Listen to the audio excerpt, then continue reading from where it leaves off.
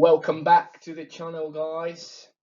Today we are going to continue with our discussion on the context of HRM, part 2. What we are going to focus on today is demographics, a very important topic that has a huge impact on the human resource management field. So in the next 25 to 30 minutes, you will learn a lot about demographics, its definition, and the ways and means it actually impacts human resource management. The next topic that we need to discuss, and it's an extremely important topic, is the topic of demographics. Now, for year 3 students, especially those of you who have already taken some marketing related courses, the topic of demographics is topic that they have probably covered in the past and they understand to some extent. For all other students who are either grade 1 or year 1 or year 2, demographics is probably a new topic, but if you are going to major in HRM, this is an extremely important topic. Just like human resource management deals with people in a simple sense, so is the case of demographics. Now, according to the Cambridge Dictionary, demographics deals with the number and characteristics of people who live in a particular area or form a particular group.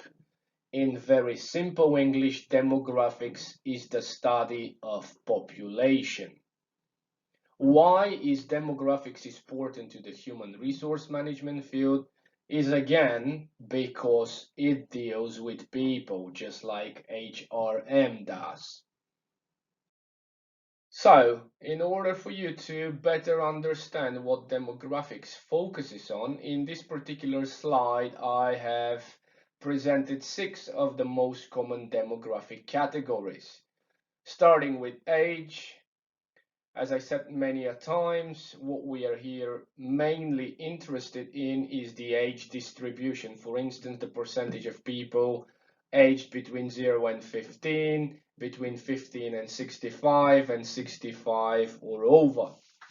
Gender is another very important thing that we want to look at, so the female to male ratio. Simply put, in some countries we have more men than women, and in other countries it's the other way around. Next thing that we want to look at is race. Why race is important, especially nowadays due to globalization. In particular parts of the world or regions inside the countries, there are so many people from different backgrounds and cultures living together. If we are marketeers or even if we are HRM specialists, this may be relevant to us. Next thing that we want to look at is marital status. In simple English, we want to look at the percentage of people who are married, divorced, or single. Another very important aspect of demographics is the number of children families or women have. So this more or less also has to do with the next category, which is birth rate. Of course, there are some other important categories, but these 6 ones I hope provide a very good background or understanding in terms of what demographics really or actually studies. Now, I don't really know about you, but whenever I want to learn more about a particular country, a place that maybe I'm considering going to in the near or far future, I would usually go on Wikipedia, type the name of the country, and then read about it. Usually, if you use Wikipedia, one of the first things that you get on the right-hand side of your screen would be some information about the population or the so-called demography of the country. In this particular case, I've used Vietnam as an example, and I've actually relied on a different source, not Wikipedia, for a great number of reasons. But anyways, the first thing I would usually look at is the total number of people living in the country. So in the case of Vietnam, we have almost 98 million people. Next thing probably I'm interested in is whether the population is growing or declining. In the case of Vietnam, we have a growing population still. I say still because in the next couple of years, population probably will start declining. And what we also can find out is that actually Vietnam has one of the largest populations in the world. Globally, the country is ranked 15th. Another thing that I may be actually interested in is the so-called life expectancy. Now, this more or less has to do with the number of years people live. So for both females and males, the average life expectancy is slightly less than 76 years. What, however, is interesting, and it's not only unique to Vietnam, is the fact that females usually live longer than males. In the case of Vietnam, the difference is more than 8 years. So women in Vietnam usually live about 8 years longer than men. Another thing that I probably might be interested in is the mortality rates for infants or babies, newly born children, and let's say children under the age of 5.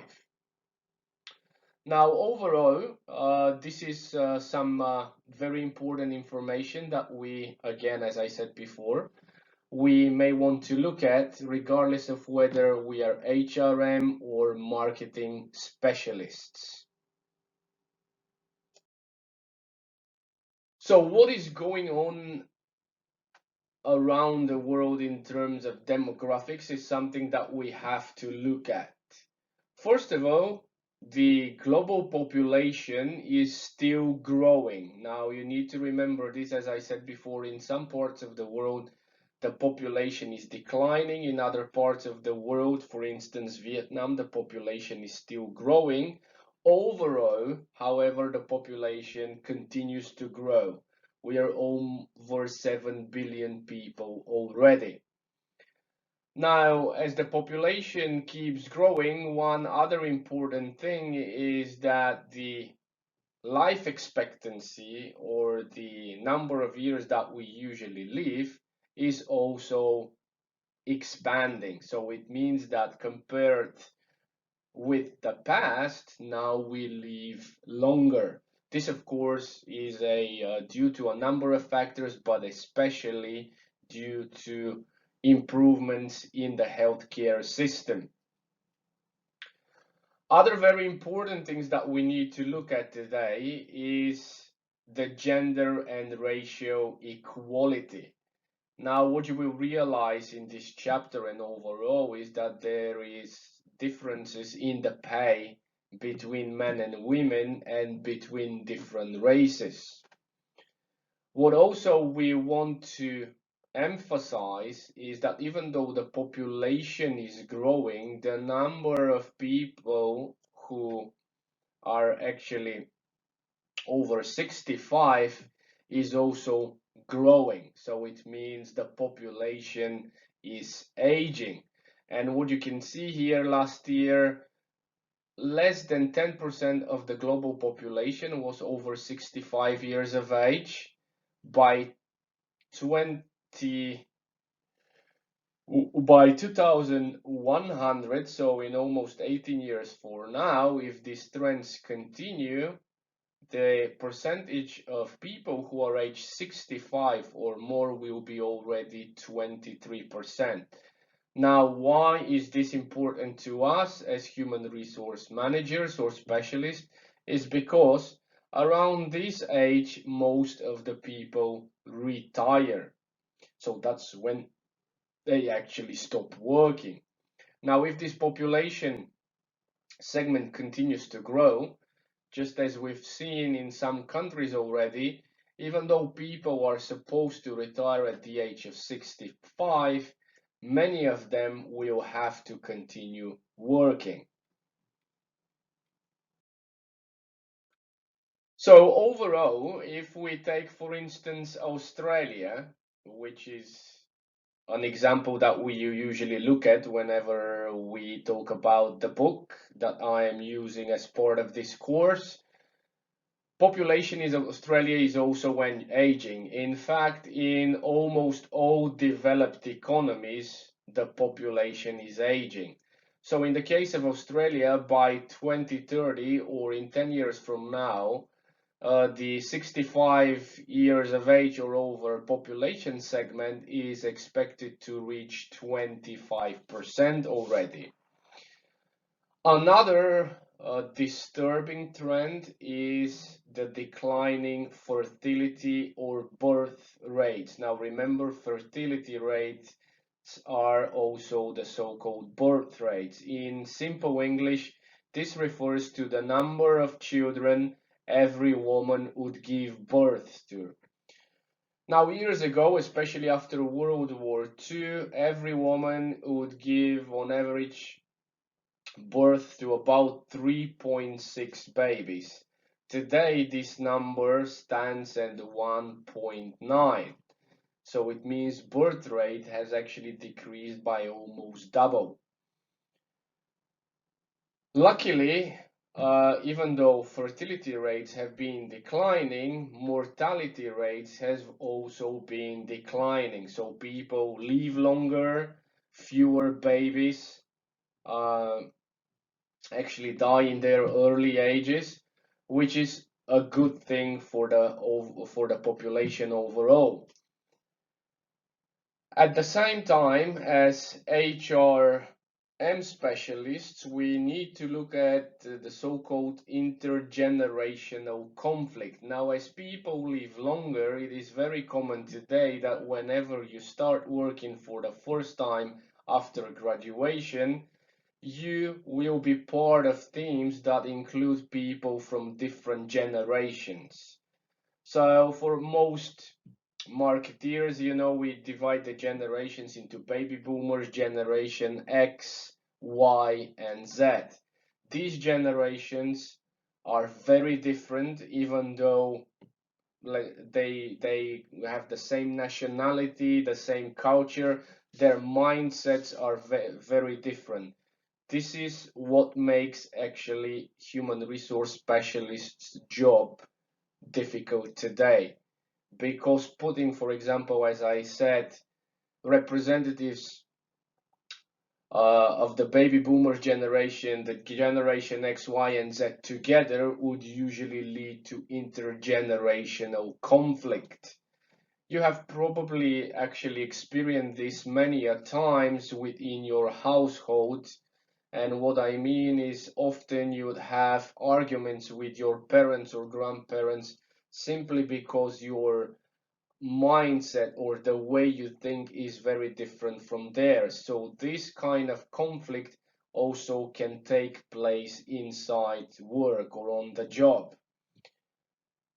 One of the important things that we need to mention also, not only for Australia but all over the world, is the increased female participation rates in the workforce.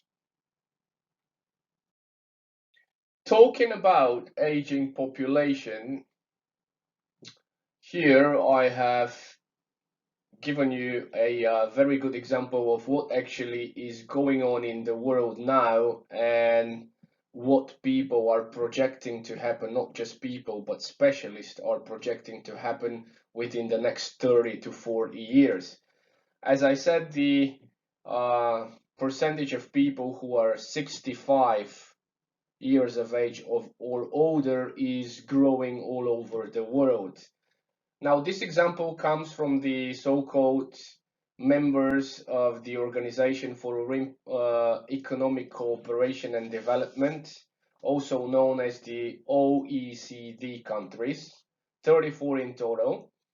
So what you can see here is the projection or the change in the working age population. So those are the people between 20 and 64. Remember, on average, whenever you reach 65 years of age, you are supposed to retire. So this is the so-called working age population between 20 and 64. And when what we are looking at here is the change in this population segment from 2020, which is this year, up until 2060. Now, for the most of these 34 OECD members, the percentage of working age population will decrease. So, for instance, in Korea, if trends continue as we have them today, about 40% of the working age population will disappear by 2060.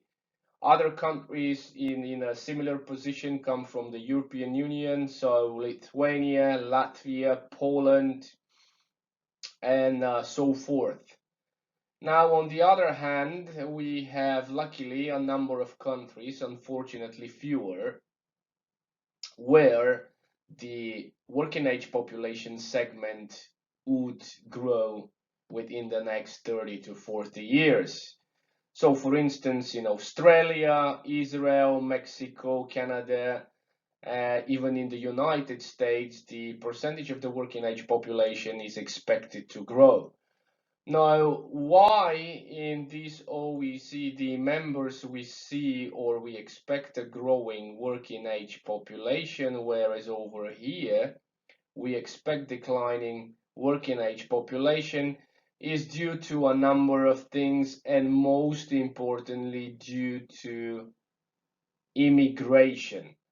So these states, Australia, United States, New Zealand, Norway, so most of them, not all of them actually, are enjoying a very high rate of immigration, which means people from other countries are actually moving on to the US or any other of those states to live there.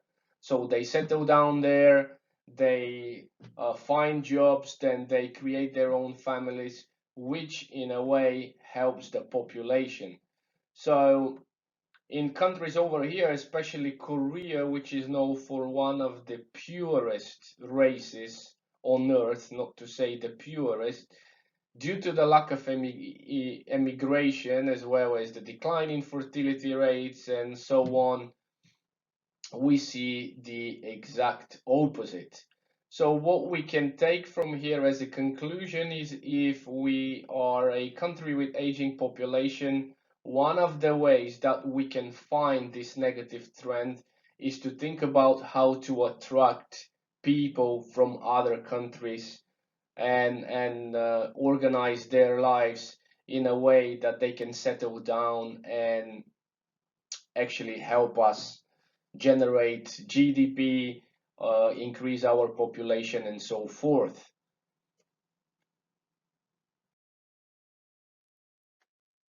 It is also very interesting to mention that in a great number of countries, population is actually declining. This is something that I already said, but this figure presents the top 10 countries with negative population growth for year 2018-2019.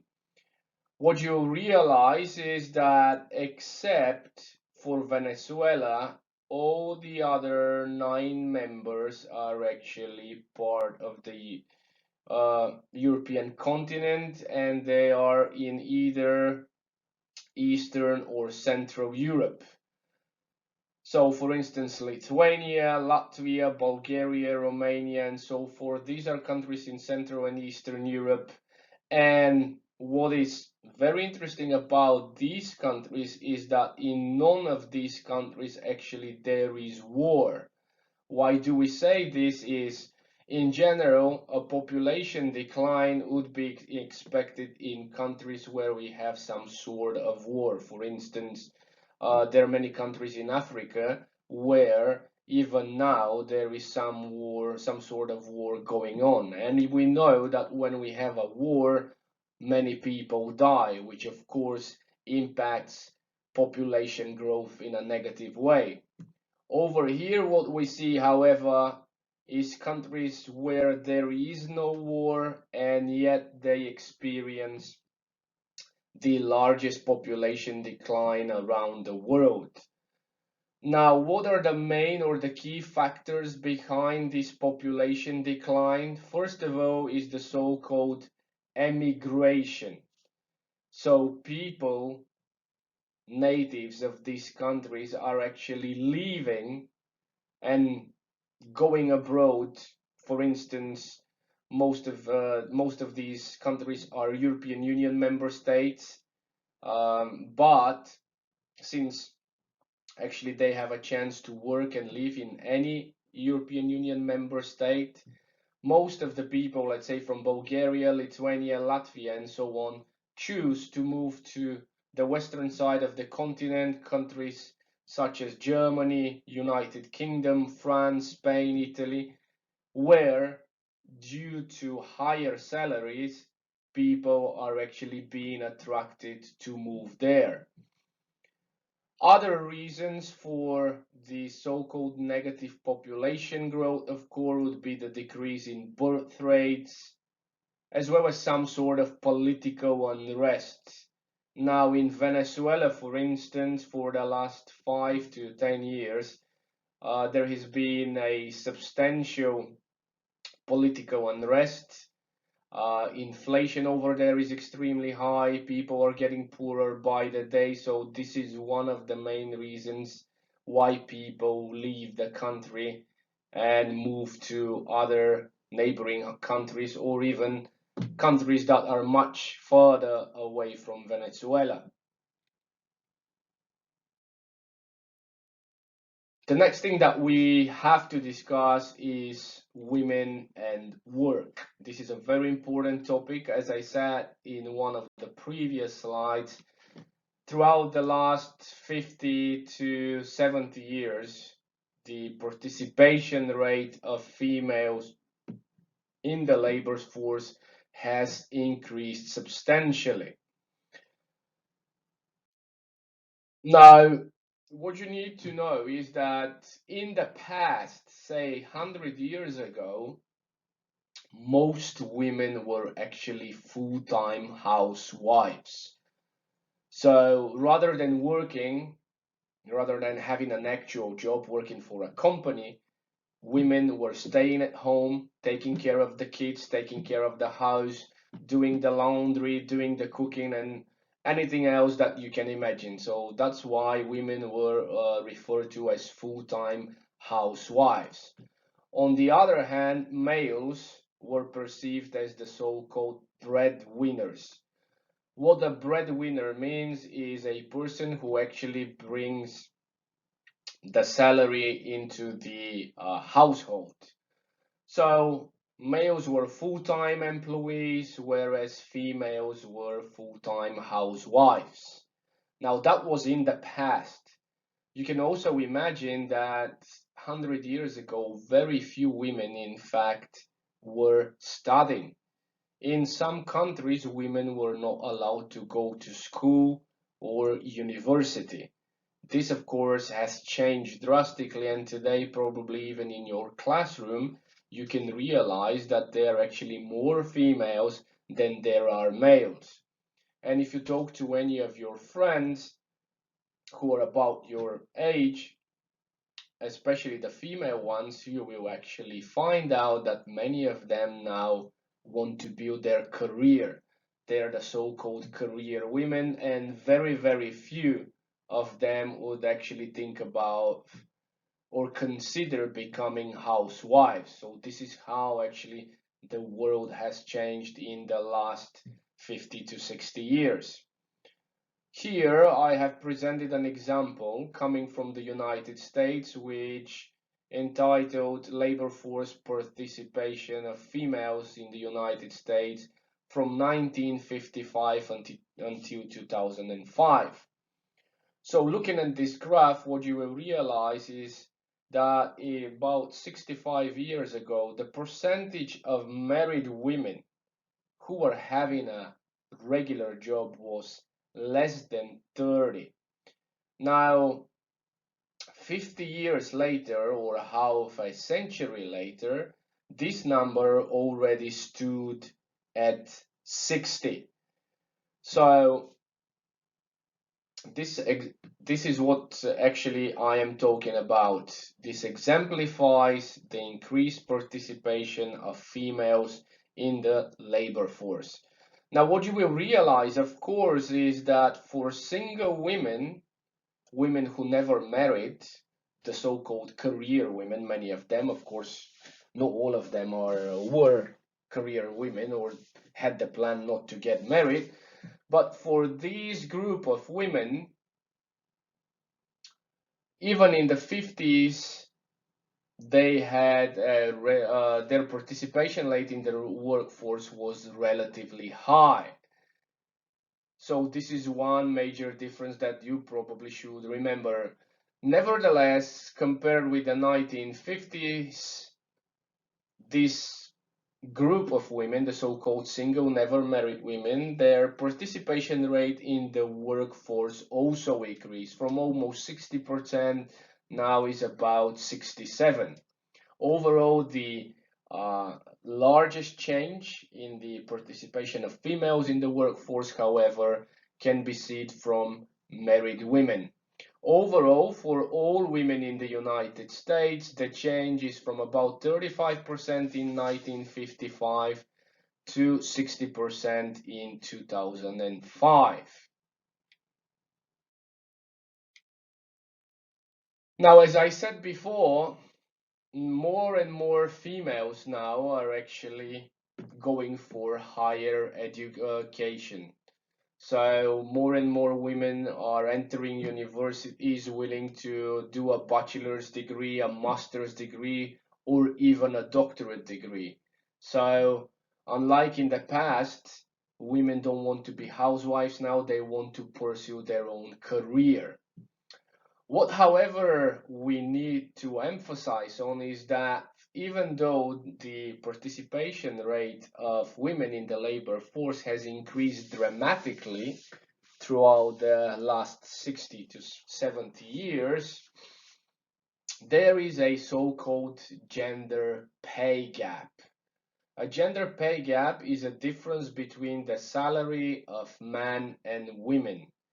Overall, what you will realize is that men usually earn more than women.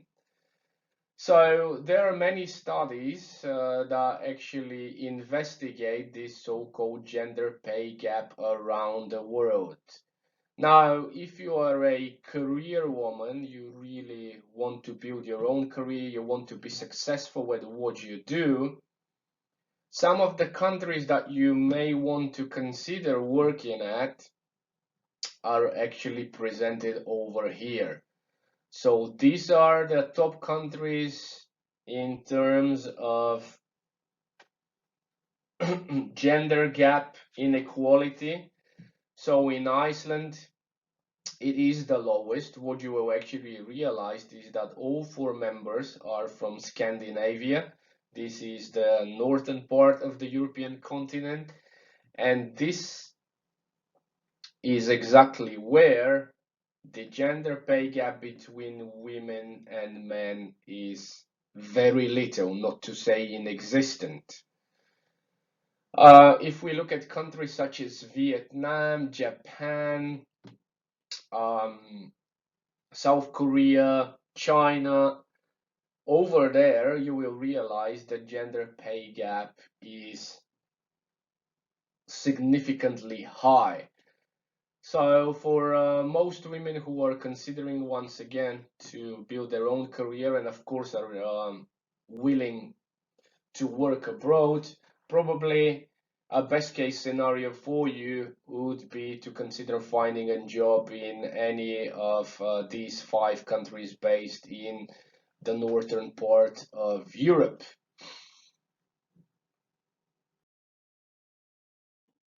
So as we talk about the gender pay gap, we also need to talk about the participation rate of women in management and on board. So overall, the participation rate of women in the labor force around the world has increased.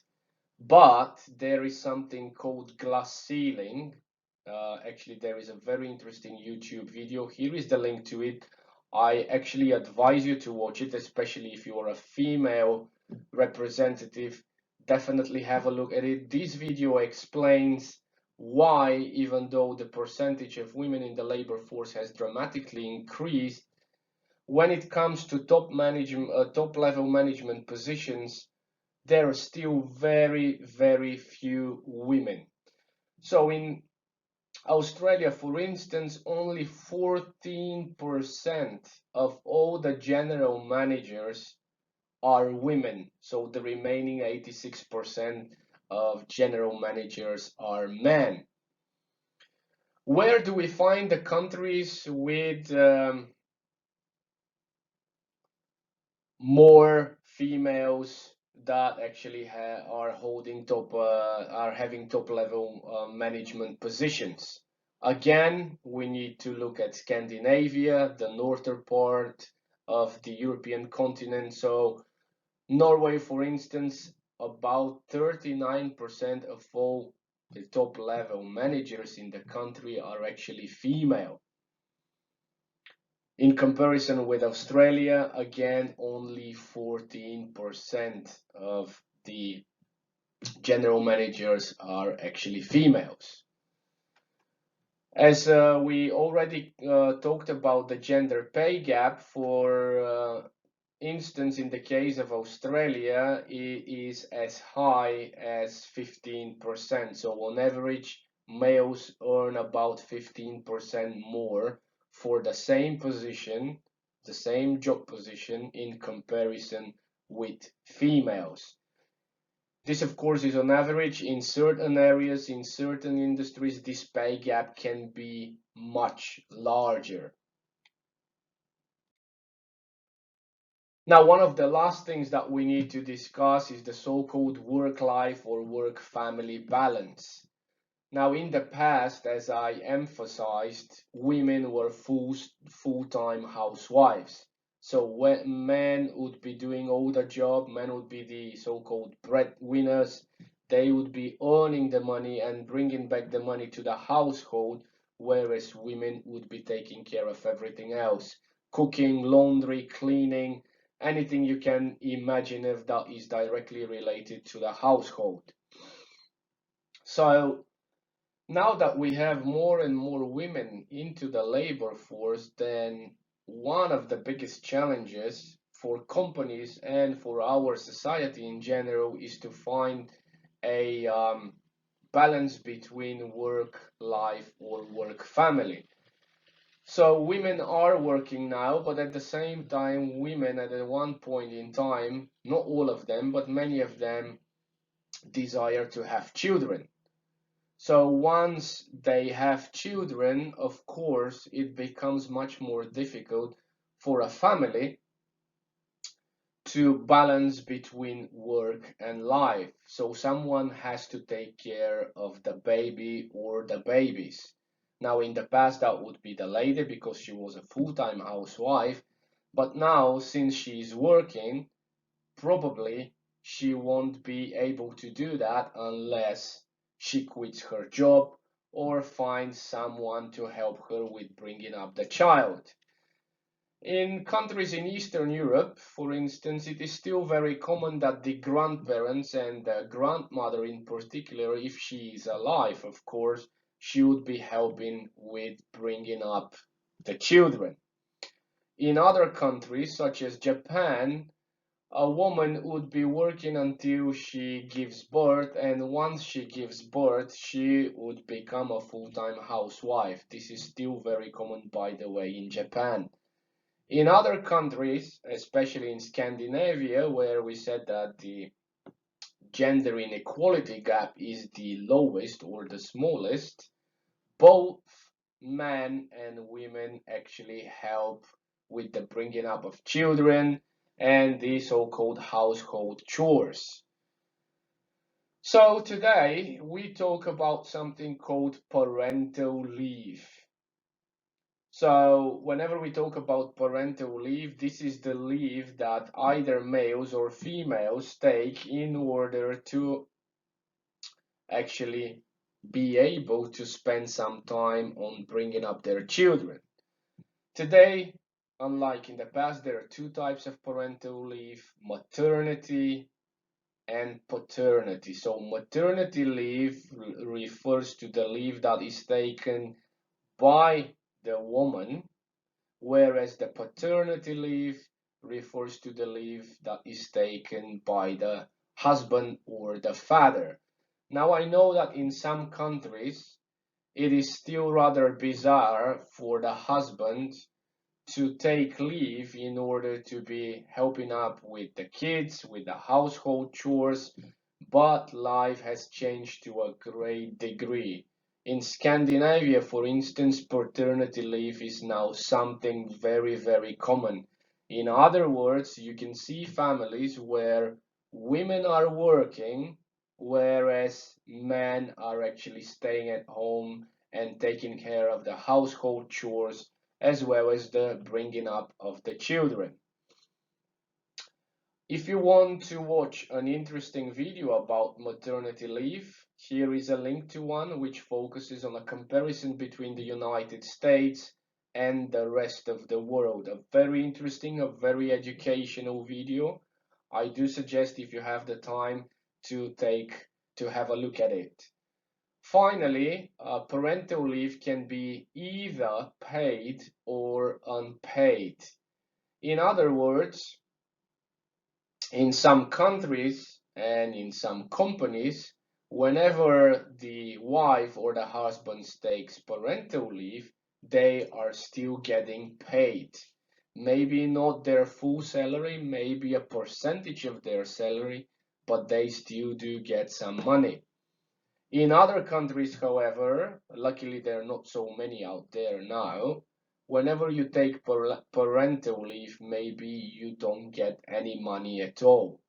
So that's when the work-life family balance becomes a rather important issue within the family, as if only one of the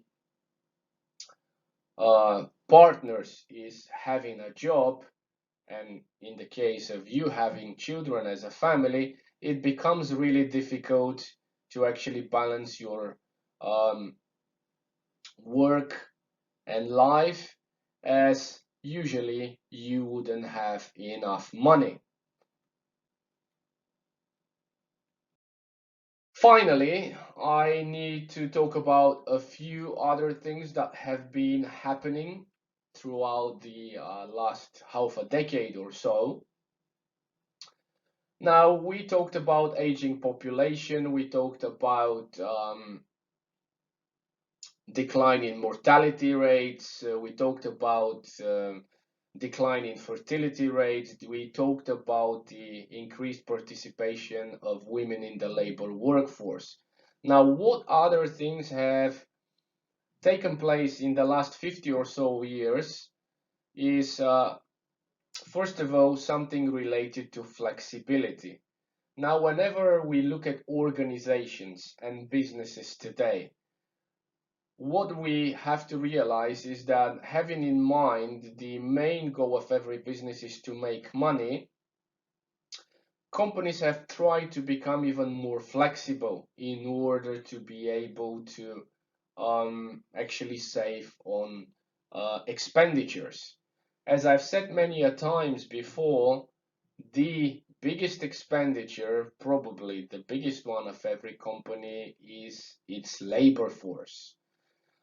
So what now companies do, especially businesses that are in the so-called seasonal businesses, so their businesses fluctuate or move up and down, change drastically depending on the season. For instance, hotels, especially those that are based at the beach, or those that are based in the mountains, they usually experience seasonal business. So for these hotels or any other establishments where that we can actually include them under the category seasonal businesses, it does not make sense to keep the same number of employees throughout the year. So whenever there is high season, we would usually have more people, and whenever there is low season, we would usually have fewer people.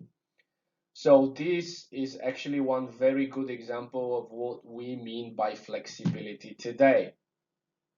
So for many people who are working in the hospitality and management sector, especially those who are at the lower level, they usually don't have full-time jobs that last for the whole year. This is why today most of the basic jobs or non-managerial level jobs are actually being performed by students just like you guys, because just like you, after the academic year is over, you have some sort of long vacation. You can use this, and depending on the area or the country where you live, you can actually find a job at an establishment that falls under the category of a seasonal business. What else we have to actually emphasize on is that compared with 50 or 60 years ago, people are now working longer and harder. Now, many people probably are surprised by this statement, but this is in fact very true.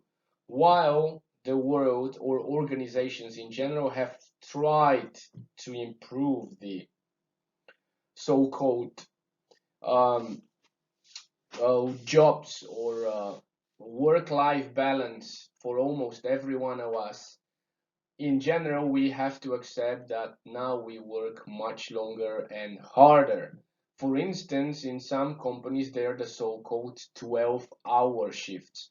While in many countries, working more than 8 hours is legally forbidden by law, in certain cases, there are the so-called 12-hour shifts. So, where we work for 12 instead of 8 hours, and once we finish the 12-hour shift, we usually have a day or a day and a half break. For instance, firefighters, policemen can have this sort of 12-hour shifts. As you can imagine, these are very exhaustive shifts. It is one thing to be working 8 hours a day. It is a completely different thing to be working 12 hours in a row. Moreover, even though we have improved the working conditions inside organizations now, probably as a trade-off, our employers require more from us, the employees, which is also why we can talk about work stress. Overall, the stress, job-related stress, has increased over the years. So people demand more from us. Not only that, but the fact that the society or our lives are changing so dramatically, especially based on technological advancements. We always need to learn new things. We need to get new certificates. We need to update ourselves on an annual or even biannual basis in order to be up to date with what is going on in our industry and the jobs that we do. The job related stress has increased dramatically as well. What we also see, unfortunately, is many companies are not offering paid sick or annual leave just so that they can save on expenditures. Most of these changes come from a variety of factors. One of them, of course, is the increase in the services sector. So, as I mentioned in this chapter, at the beginning of this chapter, the importance of the services sector in comparison with agriculture and manufacturing is becoming more and more relevant. And services jobs, as you will find out, are very different from jobs in manufacturing and agriculture. And this is one of the main reasons we actually see people working longer and harder, and more being expected from employees, and of course, much higher job-related stress.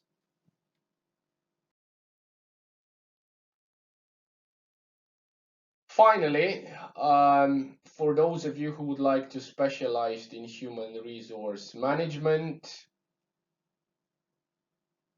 we need to mention a couple of things that actually have a relation to industrial relations, which is one very important aspect of the human resource management field.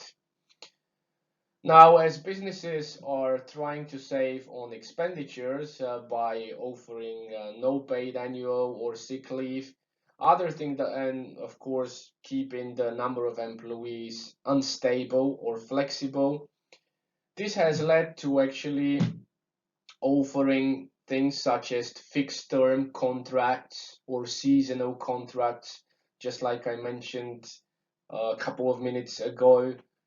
Some people do not have an annual full-time contract that actually is continuous throughout the whole year, but it's just seasonal, or it might even be a fixed term one.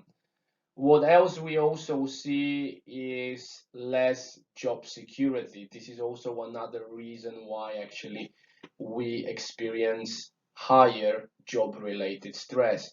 Job security means the ability to keep our job, and in a sense to feel secure that no one would be able to actually get our job and force us to leave the company. Now, in certain parts of the world, especially where we have socialism still going on, for instance, China, Vietnam, Cuba, and North Korea, even if you will, job security is still relatively high. In capitalist economies where competition is extremely fierce, job security, I have to say, is low. This, of course, depends on the industry, depends on the company itself, but overall, as the book says, there is less job security today. Finally, as part of this chapter, we need to look at the political and legal context that relates to the field of HRM.